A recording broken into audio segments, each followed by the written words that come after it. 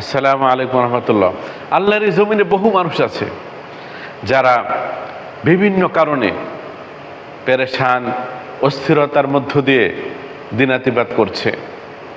তাদের এই অস্থিরতা এক পর্যায়ে ডিপ্রেশনের মধ্যে তারা ডুবে যায়। এমত অবস্থায় এই পৃথিবীটা তাদের জন্য অসহ্য মনে হয়, আর ভালো লাগে না এই দুনিয়াটা তাদের কাছে। মনে হয় যেন দুনিয়া থেকে বিদায় নিতে পারলেই বেঁচে যায়, অর্থাৎ আত্মহত্যার পথ বেছে নিতে চায়। এমত অবস্থায় কি করণীয়? সহিহ বুখারী এবং মুসলিমে একটি দোয়া এসেছে।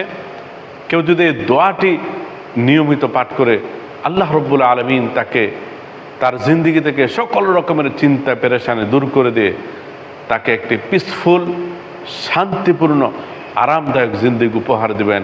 আর সেই দোয়াটি হলো এই: আল্লাহুম্মা গফিরলি ওয়ারহামনি ওয়া আলহিকনি বির রফিকিল আ'লা।